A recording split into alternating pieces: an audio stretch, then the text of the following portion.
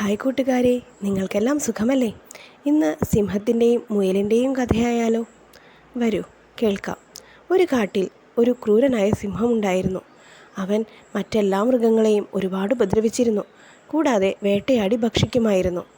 അങ്ങനെ മറ്റു മൃഗങ്ങൾക്കെല്ലാം ഭക്ഷണം തേടിപ്പോലും പുറത്തിറങ്ങാൻ പറ്റാത്ത അവസ്ഥയായി.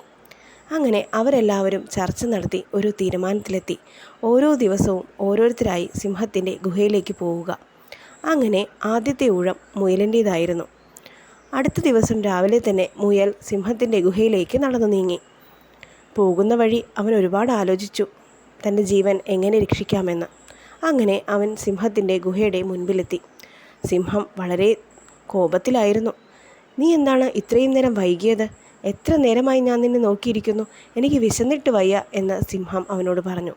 അപ്പോൾ മുയൽ പറഞ്ഞു, രാജാവേ, ഞാൻ ഇങ്ങോട്ട് വരുന്ന വഴി മറ്റൊരു ശക്തനായ സിംഹം എന്നെ തടഞ്ഞു നിർത്തി.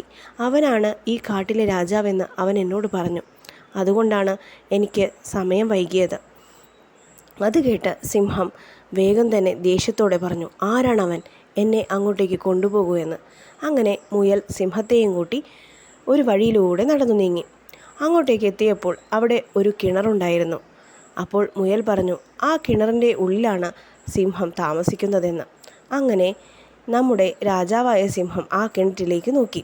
അപ്പോൾ അവൻ്റെ തന്നെ പ്രതിച്ഛായ അവൻ കാണാനിടയായി. അത് കണ്ടപ്പോൾ അവന് തോന്നി അത് മറ്റൊരു സിംഹമാണെന്ന്. അതിനുശേഷം അവൻ ദേഷ്യത്തോടെ ഗർജിച്ചപ്പോഴോ ആ ശബ്ദം പ്രതിധ്വനിയായി അവൻ കേട്ടു. അപ്പോൾ അവന് തോന്നി അത് മറ്റൊരു സിംഹം തനിക്കെതിരെ ഗർജിക്കുന്നതാണെന്ന്. അങ്ങനെ അവന് ദേഷ്യം വന്നു.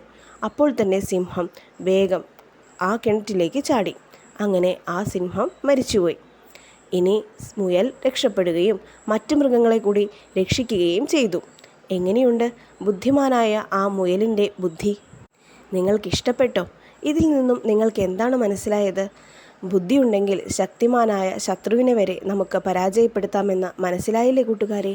ഇനി നല്ലൊരു കഥയുമായി മറ്റൊരു ദിവസം കാണാം.